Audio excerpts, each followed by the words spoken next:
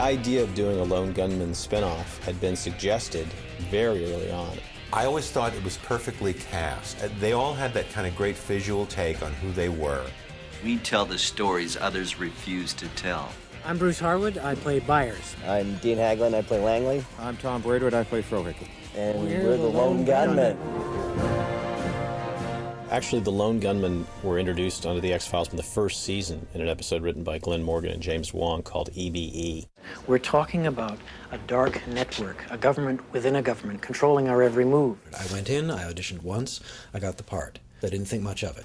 And then they just kept calling me back for one day here, one day there, playing these characters. All right, what do you know about the Gulf War syndrome? Agent Orange of the 90s. Artillery shells coated with depleted uranium. Jim Wong and Glenn Morgan, who created the characters of the Lone Gunmen, had a little difficulty casting the character of Frohickey. They had already cast Bruce Harwood as Byers, and they had cast Dean Haglund as Langley, but that third character was kind of elusive. Hey, Frohickey, can I borrow those?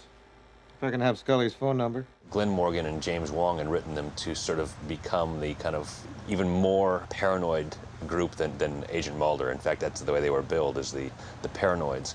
These are unlikely heroes, not only in their characters, but in the actors we cast. And that's, for us, the fun of it. They were funny. They ended up becoming, for the writers subsequent to that, a kind of comic relief. We'd always go to the Lone Gunmen when we wanted strange and weird facts, information. That is a Eurasian cluster fly. They infest vegetation like apples or cherries and can inflict a great deal of damage to crops. Each episode that we got as the gunmen in those little early years were feeding the next one. So the information that we got from the first one would inform the character choices which we would make for each following episode. The Lone Gunmen were very popular among the writers on the show, and we were always looking for ways to bring them back. Ironically, they almost were no more in season 4, because Glenn and Jim, who had returned to the show for a number of episodes in season 4, had written an episode called Musings of a Cigarette-Smoking Man. The end of that episode originally had Frohickey being killed by the cigarette-smoking man, shot in the head. We were all very upset, all of us who were on the show and going to stay on the show. We didn't want these characters to go. And so we made our case to Chris, and if you watch that episode again, the music actually sort of ramps up to the moment when Frohickey's about to die, and then it's almost like it goes back in reverse, like that moment was supposed to happen but didn't happen. But not today.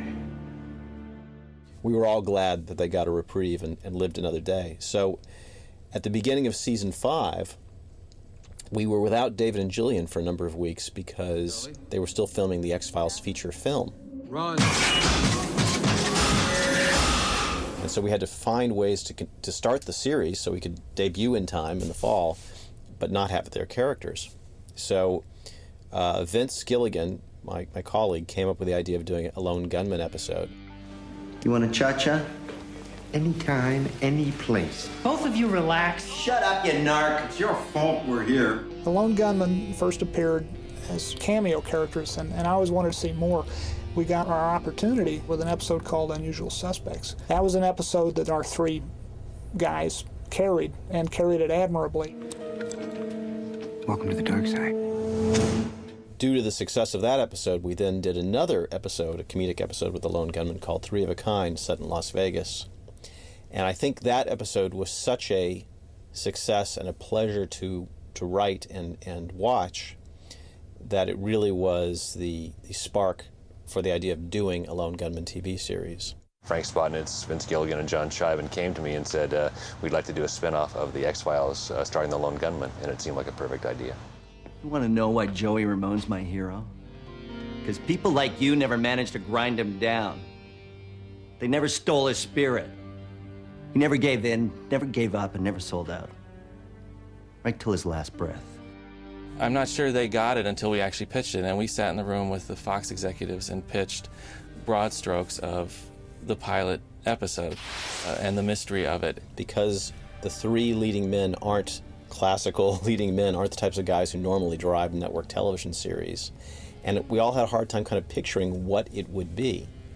When we finally did this episode, Three of a Kind, at the end of season 6 of The X-Files, it became clear to us what this show could be. It could be Mission Impossible with 3 geeks. And we knew from the pilot that we needed someone else for them to play off against, and someone else who was going to help redefine the world of the Lone Gunmen as opposed to the world of the X-Files. And that became the character Zuleika Robinson played, Eva Del Harlow, which is an anagram for Lee Harvey Oswald. And we always looked at her as sort of a competitor who you would not know for the longest time whether she was good or bad, what side she was fighting on. All you knew is that she was thwarting the Lone Gunmen's attempts to get their stories. The first day that Zuleika and I met was the day that we were doing the episode when I was hanging on the wires and I end up upside down and she's dressed up as a guy and she kisses me. And she was so bashful about it all. She felt so badly that we didn't know one another and she had to kiss me while I was hanging upside down. I was the ugliest man I think I've ever seen in my entire life. They put the short wig on. I was like, hey, okay, I don't look so bad with short hair. And they put the mustache on. I'm just like, oh, I'm so ugly. And I went outside and was, playing around and asking the women if they'd go out with me. And they were all just standing there going, because I was just so weird looking. Are you sure that man with a beard was Eva Del Harlow? Trust me, no guy kisses like that. The shot where Frohike was dangling was actually kind of fun just because it was so comic. It was both a simple and a difficult shot. Wire work is an art in itself. It's not, you just can't stick actors in them and say, okay, now fly around the room, look like you know what you're doing. There are artists who do that, and double actors. And so the fact that he was able to stay in character, survive a day in the harness, which makes your mid area really sore, and then perform acrobatics that are actually fun and entertaining, he dove into that role as though he was made for it. Frohike, hang on tight. What? We did have a stunt double, but poor Tom had to be hanging in that thing an awful lot. And I don't remember if he got out of it and threw up or not, but I know we were all being, just judging by the look on his face, we were all being really careful not to stand under him after 2 or 3 takes. Shut it down! Hang on! Shut it down! Shut it down! ABC Recycling was an actual car reclamation thing, and it was filthy, it was wet, it was cold, the mud was about this deep, and it was toxic mud because it was full of rust and gasoline and who knows what. Come on, shut it down! Stop! It was fun. The director really wanted me to do it. They had a stunt double.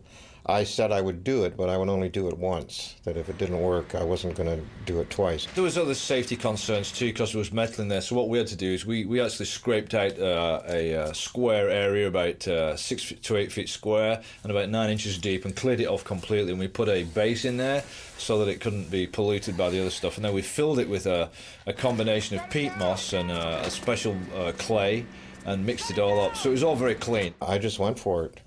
I just sort of figured out the timing on it, and we went back and we did it in the first take. And I did the face plant in the mud. And I guess they were happy with it, because that's what ended up getting cut into the picture. This old friend, run and fall down face first, dig his face into the mud to make sure it's on there good, and then come up and then play as if it's not there. I can't say that I had to sort of cover my mouth laughing at the monitor, and applaud his commitment to doing it, and fearlessness also.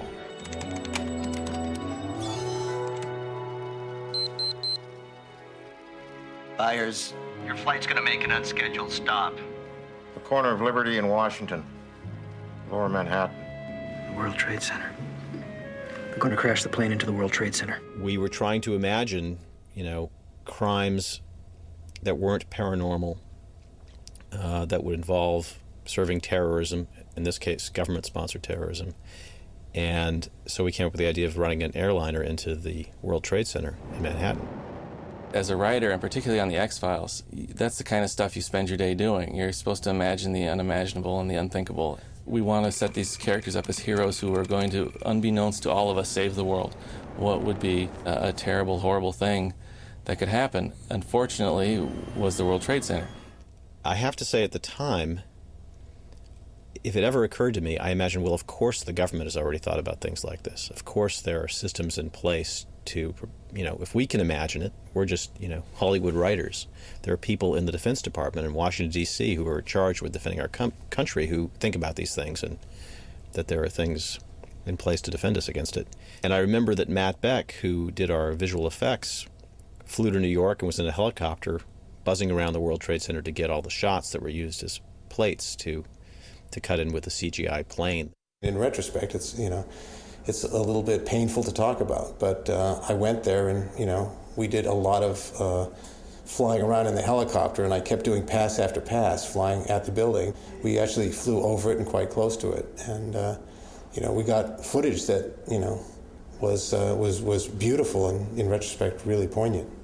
We got special permits at the time to go into New York City, to have a helicopter shoot at night heading towards the towers. I mean, it was, the difficulty in just mounting that and getting the authorization to do it. And here, months later. And the morning of 9/11, I was directing an episode of The X-Files, and I woke up to see that on television, and my first thought was the Lone Gunmen. And of course, my first thought was, God, I hope, because I didn't know yet what had happened or why, but I hope this has nothing to do with what we did on television 6 months ago. I hope we aren't somehow guilty of inspiring this, or, it became clear within hours that, of course, we had nothing to do with it. But it was a terrible, obviously very terrible feeling. When you live in and work in a world that has so much imagination, and then when reality just comes and sort of slaps you in the face, it's scary. I actually couldn't bring myself to even look at that episode again until I sat down to prepare for this interview today. Oh, no way. Jimmy? I want to help. After looking at the pilot, which we were pleased with, we realized we needed one other character, because the Lone Gunmen, even though we had staked out separate positions for the three of them, they all basically know the same thing. They all work for the same newspaper. They all have the same beliefs about conspiracies and the same knowledge about computers. And they needed somebody they could talk to. They could explain this stuff to, because the audience doesn't know all these things, and it's not obvious to the audience. And so we came up with a character who would not only serve that function, Stupid, stupid, stupid. but also stand in relief to them, because he would be a really classically good-looking guy, and could potentially serve as a love interest for Eva Del Harlow, which was unlikely for the three Lone Gunmen. These boys are out here because it's difficult, because people say it can't be done. They have courage. The Jimmy Bond character was the one that had the heart. He wasn't really smart, but he always saw the love and the heart and the emotional side that people had. I knew that I was going to be in the other episodes. A lot of the crew, they just thought I was a guest star. So people were coming up and they're saying, okay, bye, it was great. What a great job. It's a funny character, too. It'd be nice to see you again. And then I came back. Monday Night Football better watch their butts. Love this game. I didn't know what people's reaction were going to be to this character that I'd been working on, because it is a little bit absurd. And I thought, wow, okay, let's film this, and I hope everybody, likes it.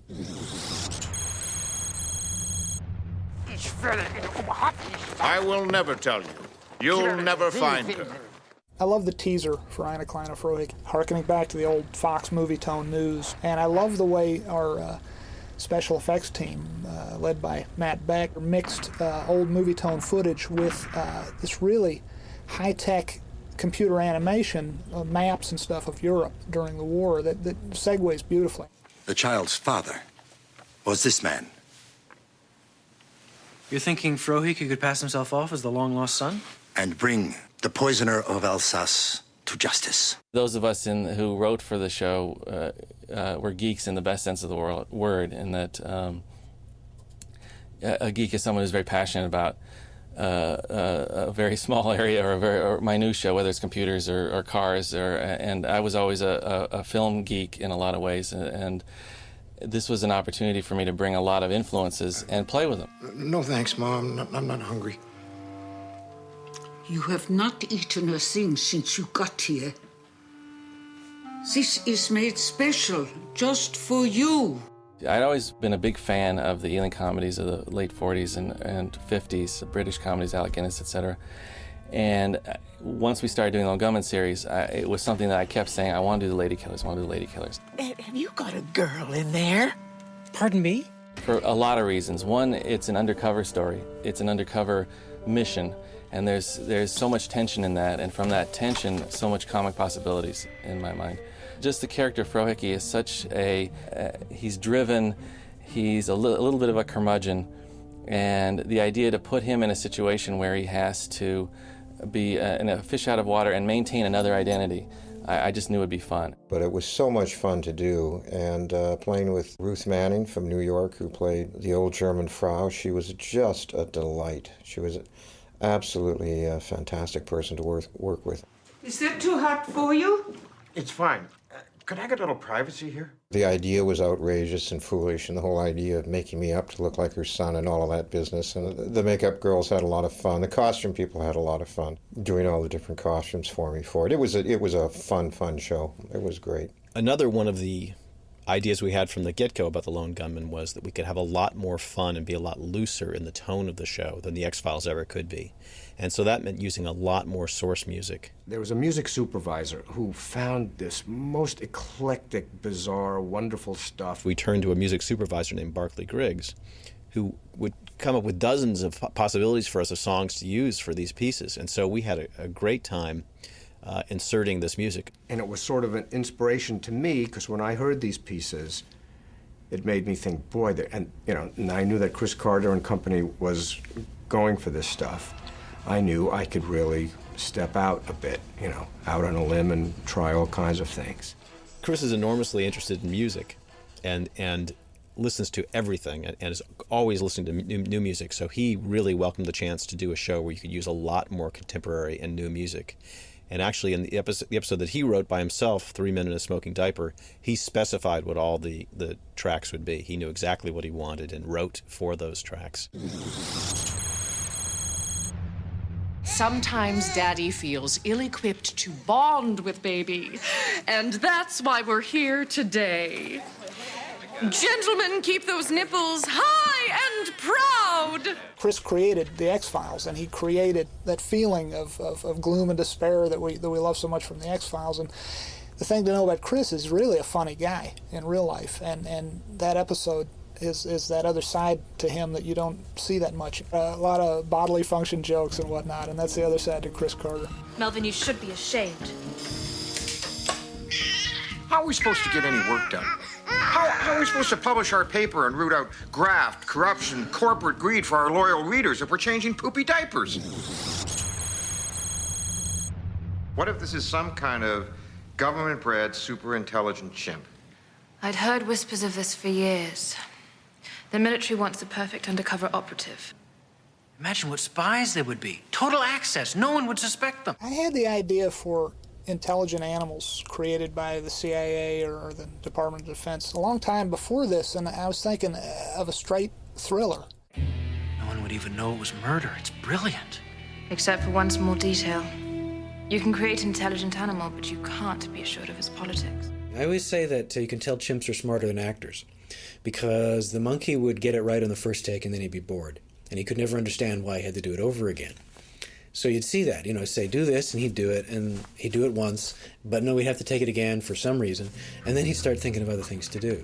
And they'd have to work his trainers had to work really hard to get him back to do whatever it was he was supposed to be doing. And when they were supposed to be typing on the computer, they would actually just use their strong fingers to pick off all the keys and eat them.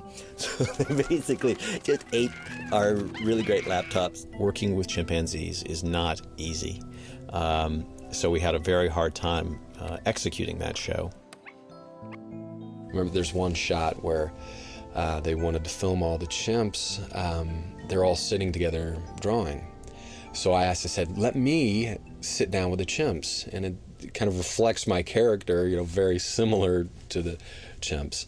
And I was drawing with crayons, and this chimpanzee reached over and he'd take the crayon from me. So I pick up another one, and he was like a little kid. Every color that I drew with, he wanted, and he would take it away from me.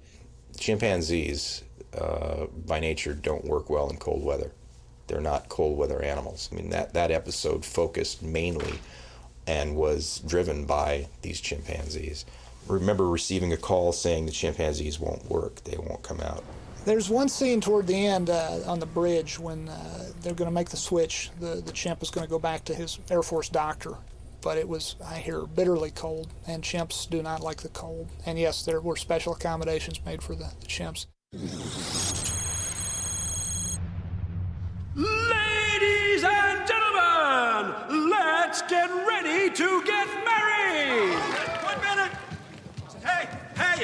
on, 1 minute! I object. Man, I'm Adam is one of the craziest hours of TV ever, and I'm so glad we got to somehow get it past the censors.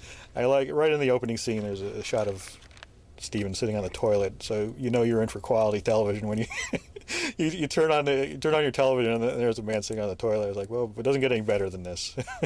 The humor in that episode is so evil and nasty and just deliciously, bad taste. I pitched this idea about a man being reprogrammed he's a bad guy. He's troubled, and is it right for society to change a person to make society safer, or do you let the misfits run wild? It was a takeoff on Clockwork Orange, sort of, somebody who was being reprogrammed. It became this very interesting thing about him arriving back at this house where he thinks he lives, and the original owner coming in right behind him, and it becomes a very funny situation. What are you doing with your hand?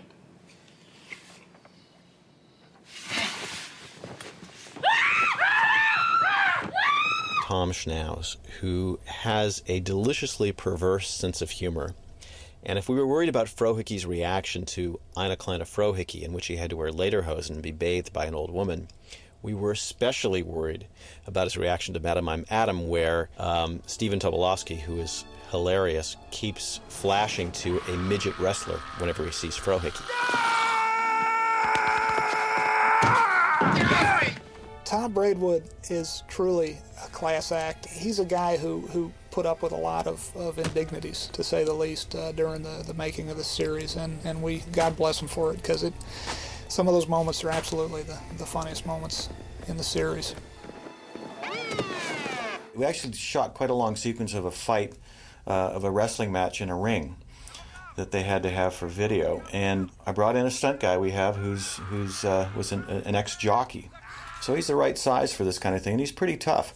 And he went in there with this guy who's actually done some professional wrestling, and the guy didn't know how to pull a punch, and he was just hammering the living heck out of this poor stunt guy, right? I mean, we would do a shot, and then we'd talk about it a bit, and our stunt guy come back and he'd go, "This guy's killing me. He's really killing me." I'd go talk to the wrestler again, and they'd go back and he'd hammer the heck out of me, and he was just wailing on him and kicking him and jumping on him, and you couldn't get him to back away. It was the toughest day I think that stunt guy ever had.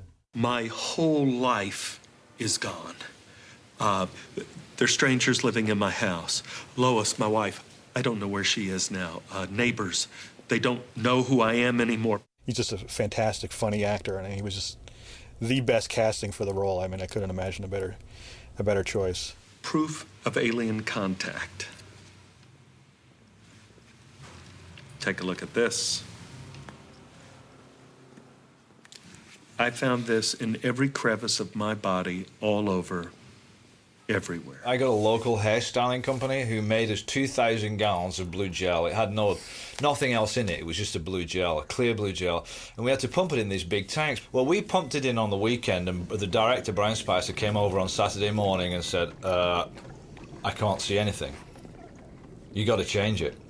So we worked all weekend. We got this big, huge pumper truck, and we had to suck it all out, except one tank, and we filled it with blue water because he really wanted to be able to see the people in it. And what we didn't know is when you got like 200 gallons of this stuff, you couldn't see anything in the tank. So we just changed it all. The only time we used the actual gel was when we saw him climbing into it and going into the bottom, but the rest of it was just water. I guess this looks bad. We found a house that they were going to tear down that we could actually cut the front off of. So that house was about to be demolished, and the locations guy found it perfectly so that we could just shear off the whole front and it comes down. We only had one take to do that, of course, as you can well imagine.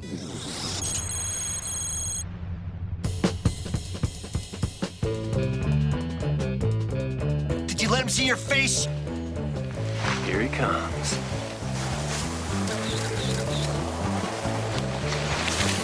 Whoa. What's he doing? Diagnosis Jimmy, as in Diagnosis Murder. It didn't hurt that it was going to save us some money. It had some very clear James Bondian elements in the ski chase. We also were looking for a way to give Steve Snedden more of a showcase episode, one that would really feature him. He didn't see me. It must be something else. I'll find out what. We actually got to go up in Vancouver, up on a mountain, actually film for 2 days up in the snow, which is another challenge. I'd actually never shot in the snow before. It was fun. Action. Any of that work for you? They shot the skiing scenes up in Whistler, up north of Vancouver. I think that was one of those situations where we wrote Jimmy and Eve skiing before we ever asked the two actors, Zuleika or Stephen Snedden, whether or not they could ski. The scene where I ski into the tree. Of course, I just kind of ski a couple feet, and then they put in someone, and he skis, and there's a rope that yanks him back. I was blown away. I kept thinking he was gonna, if he just leaned forward too far, he'd hit himself in the nose. Yeah, Jimmy had a ski accident and ended up in the hospital. You gonna be all right? Yeah, sure. It's always a challenge when you have a character who's immobile, and I kept, again, going back to what inspires me, I kept watching Rear Window and thinking, how do you solve this problem? And a lot of it is what the character sees and reacts to, even though he can't move, and hears, and so we tried to build set pieces around what he sees on TV, his suspicions of the doctor, what he hears from the next bed, with the old man who may or may not be the victim, etc. The toughest part was actually that they put me in a real cast. So I would have to show up, put a cast on, and then they would saw the cast off and do the same thing the next day. Say something. Testing. 1, 2, 3. Testing. 1, 2, 3. This is Walter, freaking Skinner of the FBI, and I am going to prison big time. The Lion Game was a fun one because we got to work with Mitch Pileggi, and it was so much fun to have him in that episode. Mr. Skinner, would you please explain what is going on? You three are interfering with an FBI sting operation. That's what's going on. You put an undercover operative in danger. At 1013, we'd always been against crossovers. We resisted them throughout the run of Millennium. They'd been suggested numerous times, and we never did one. Only after Millennium ended did we bring over Lance Henriksen to the X-Files. But with Lone Gunmen, our feelings were completely different. We thought crossovers would be fun because it's comedy. It's a completely different genre. So, what's on for tonight? Who do we... What evil deeds are afoot? It was so good to see Mitch get to be funny because Mitch in person is hilarious. He's absolutely not Assistant Director Skinner. Aura, buddy, come on. Okay, that hurt. He's playing me, playing him. The funniest thing was Mitch is such a nice guy, and he watched tapes of me and my performances. Can I get anybody anything? Yeah. What the hey? I'll have a Cuba Libre.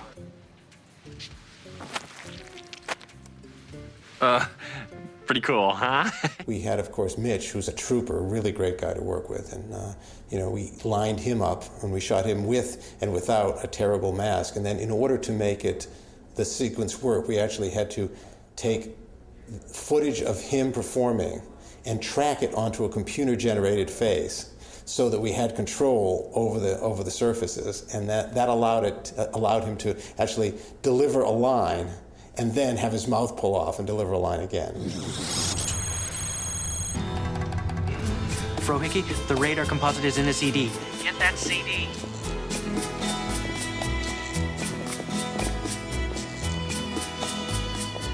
I had this idea about them going undercover and something to do with dance, and I seem to remember pitching it being in a disco, and luckily Frank Spotnitz said tango. The tango episode is one of my favorites because it gave Zuleika Robinson so much to do. I know she loved doing it, and because it got to deepen the romance between her and Jimmy Bond, the Steve Snedden character. The tango is such a beautiful dance, and, for Eve's character to actually do something normal. I think for me, that was the best part about the whole show. The guy they cast to play opposite me was a fantastic dancer. He was a salsa dancer. He was John Vargas. It was very challenging because we really didn't have that much time at all to learn this dance. Had to learn how to do an Elvis impersonation pretty quick. Then I had to learn how to tango dance 2 or 3 lessons. Luckily I had a great partner, great people teaching, and out of necessity you learn. But that frightened me because I'm not that much of a dancer, especially I'd never tango danced. We had to spend hours learning to tango for, what was a 30-second opening bit or something like that. I am a terrible dancer, and I hated learning how to tango. The woman I danced with in the teaser was the woman who taught me, and she was really good. It was nice because all I had to do was stand up straight and do the basic moves, and she would dance around me. In this crash course in learning how to dance, and of course once the guys learned that, well, really in the tango, a woman does all the work and you just stand there like an idiot and look good.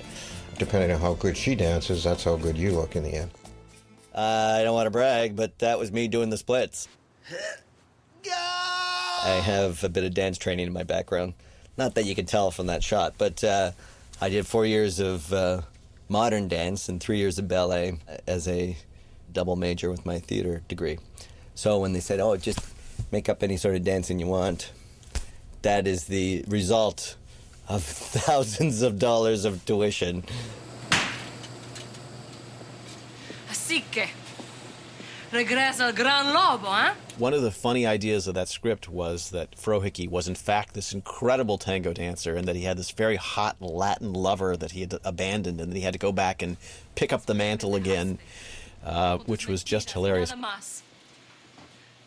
The idea that Frohickey had this deep platonic relationship with this woman was kind of fun to work on. It was enjoyable. ¿Por qué regresaste? Volver a bailar. Just thematically was just the perfect choice for an episode because it's all about loneliness and isolation, and so many of these characters, Eve and the gunmen themselves, they're lonely characters. It's ultimately why the episode is so sad in the end, is Eve and Santavo's two lonely characters sort of make a connection, but Eve is doing it to get to another end, but she ultimately has romantic feelings for Santavos, and so that's what makes it really sad in the end when he takes a knife in the back for her. Brian Spicer, who was our linchpin director, producer-director, who directed most of the Lone Gunmen episodes. I mean, every time we do one of these things, he'd outdo himself. But that one in particular, the tango contest sequence at the end, I think he had like half a day to shoot. And we only have 7 days of prep and 8 days of shoot. And the script was changing as we were going, and it was challenging, but I learned a lot about tango and dancing, and we were able to, again, utilize the camera movement, really make it sexy and really make it flow and make it a really unique piece. I got choked up every time I watched the final dance with her and Steve Sneddon. I actually lost an argument about that because originally it was scripted that he gets to dance with her at the end and she's heartbroken about what's happened. And they dance and it's a nice moment and then he stumbles, ever the klutz. And I was insistent that we had to preserve that stumble. And they didn't want to shoot it. They really wanted to preserve the niceness of that moment.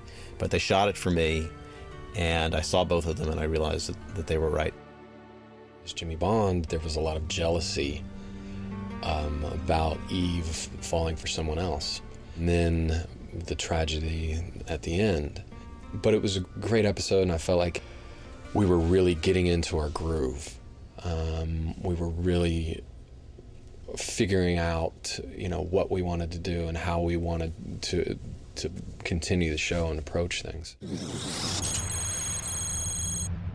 Our strongest episode, in my opinion, is All About Eve, the one that should have ended the series.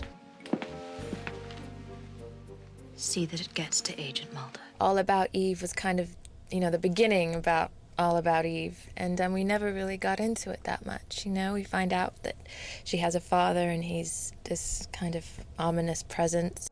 What about Romeo 61? Someone who's been looking for me for quite some time now.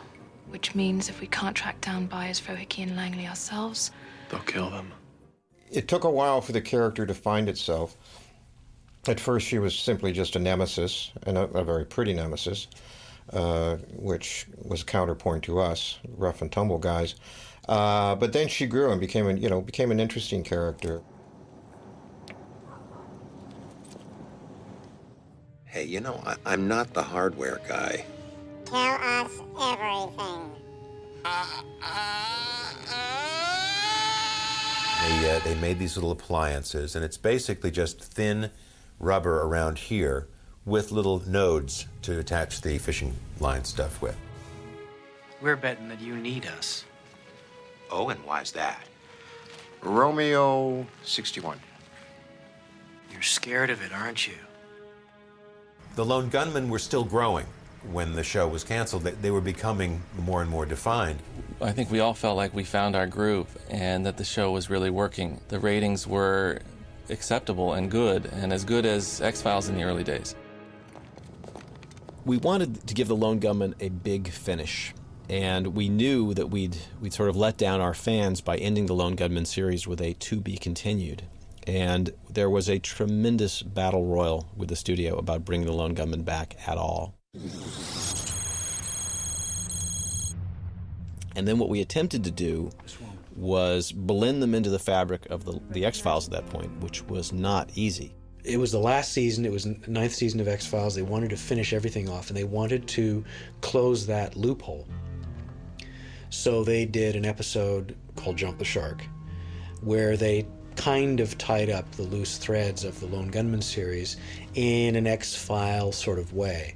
They brought back Morris Fletcher to kind of tie it all in, and Zuleika and Steven, and sort of wrote an end to the series. The decision to kill them off was made because we didn't want to dishonor them with sort of a tepid ending. We knew it would be their last appearance in the series. We didn't know if there'd be any life for the X-Files beyond that season. And so we wanted to give them a really proper hero's exit. And so that's why we decided to kill them. I felt like it would be the ultimate tribute to these unsung heroes, in that if these guys really are the guys who are saving the world, then and they're willing to sacrifice themselves for it, there's nothing more heroic than that. Guys.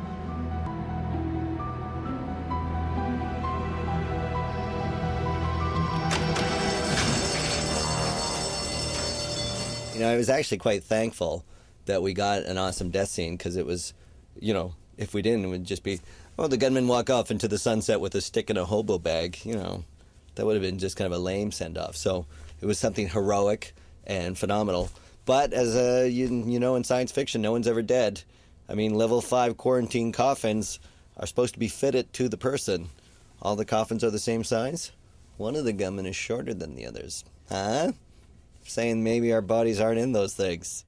With the purest of intentions, we wanted these guys to go out on a high note. We wanted them to be recognized as heroes. And that ending with them being buried in Arlington, you know, heroes, national heroes, was a high point, but very bittersweet as well. I think it was the right thing to do. We did address tying up some loose ends in the final X-Files episode. Why risk your life? Because I need to know the truth. You already know the truth. We've been very blessed, both with the X-Files and with Lone Gunmen, to have very loyal, smart, supportive fans.